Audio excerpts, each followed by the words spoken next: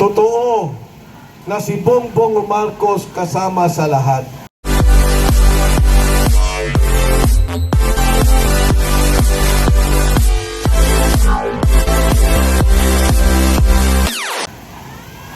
Magmula sa pag-approve ng pondo, sa pag-release ng pondo, galing sa kamay ng presidente.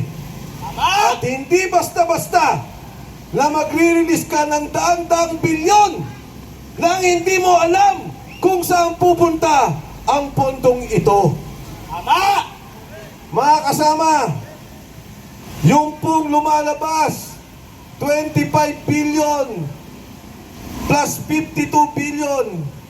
Yan pa lang po ang nakikita natin. 77 billion kaagad ang pondo. Grabe ang pagnanakaw na to. Organisado, sistematiko to, at hindi magagawa kung hindi ang leader mo, ang hepe ng sindikato, ang presidente ng Republika ng Pilipinas na si Bongbong Marcos. BBM resign! BBM resign! BBM resign! Ngayon, karagdagan, kinuha nila ang pondo ng PhilHealth. Ang sabi nila, kailangan natin ang pondo ng PhilHealth, gagamitin natin sa gobyerno. Kundi ba naman kawalang yaan? Madami nang namamatay sa sakit. Marami ang may cancer. Marami ang nagpapadialysis. Marami ang naaksidente. Ngayon, ang mga ospital, ayaw na ng garantiya ng PhilHealth dahil alam nila na walang pondo. Alam nyo, ipapaliwanag ko sa inyo, ang pinirma nila, 89 billion pesos. Lumabas pa lang yung 60 billion pesos, hininto ng Korte Suprema. Ang pondo ng gobyerno na ibinibigay bilang kontribusyon sa PhilHealth ay 70 billion pesos. Yung 60 billion na nawala, kontribusyon ng bawat isa dito yon. Pera po natin yon. Kaya may nawala na 60 billion, hindi pa nagbigay ng 70 billion, 130 billion ang nawawalang pondo sa programang pangkalusugan. Bilang paliwanag, alam nyo po, pag nagpunta ka ng Thailand, na ospital ka, kahit anong sakit, ang binabayaran mo lang 10% dahil may pondo ang kanilang programa. Magpunta ka sa Singapore, pag ikaw ay na ospital at ikaw ay isang Singaporean, wala ka lang binabayaran. 0. Sa Japan, 10%. Sa South Korea, 10%. Sa Pilipinas, 70% ang binabayaran ng bawat isang Pilipino. Namamatay na lang, iba. Dahil wala po tayong pondo. Bakit kukunin mo ang pera ng PhilHealth? Imbis na pagandahin mo programa, pagandahin mo subsidya, tulungan mo ang lahat na mahihirap na ospital na kailangan ng pondo, may cancer, kailangan ng dialysis. Ito ang dapat programa ng isang bagong Pilipinas. Hindi ang nakawin ang pondo ng PhilHealth para sa inyong sariling bulsa. Tama! Iran, break na promotor! Yung pong PDIC, ano pong ibig sabihin yan? 107 billion kinuha nila. Nilagay sa pondo ng gobyerno.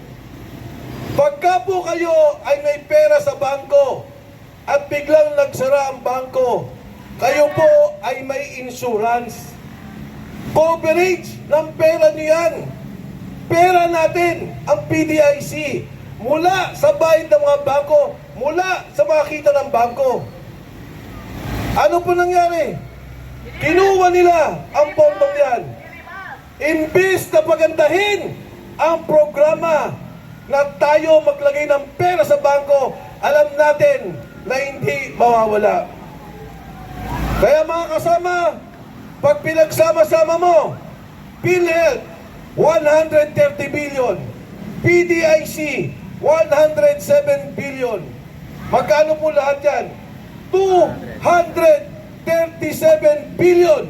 Saan napunta ang perang yan? Sa bulsa ni Marcos! Napunta sa flood control at sa bulsa ng mga nakaupo sa Kongreso, Senado at sa bulsa ni Saldico, ni Speaker Martin Romualdez, ni First Lady Lisa Marcos at sa bulsa ni Bongbong Marcos. Tama!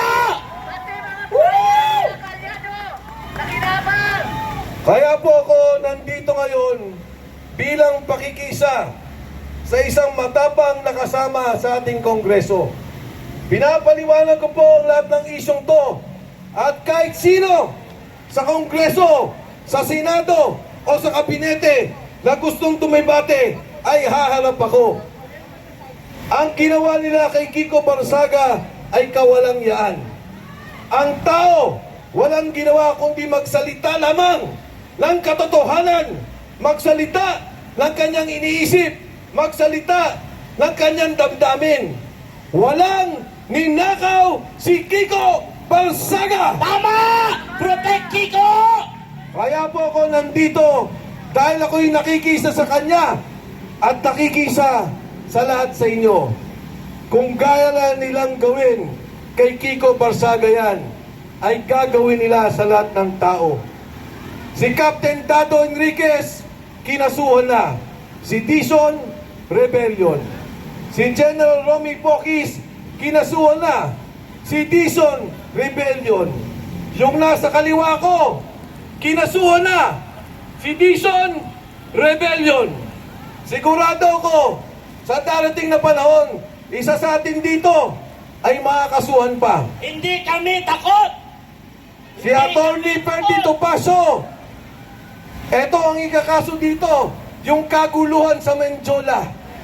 Siya pa ang pinagbibintangan na nanggulo si Atty. Ferdy Topacio. Mga bobo sila! Hindi lang nila magawa dahil magaling na abogado to, si Atty. Ferdy Topacio. Tama! Kaya bilang pakikisa, ako po ay nandito, nakasama ninyo, kasama ang lahat ng mamamayang Pilipino, ang kapulisan, ang lahat na sundalo ng mga kabataan. Panahon na po na magsalita tayo, panahon na magkaisang tayo, itigil na ang kawaliang-yaan sa gobyerno, pigilan ang sindikato at ipaglaban natin ang kinabukasan ng sambayanang Pilipino. Maraming salamat, magandang hapon sa inyo lahat.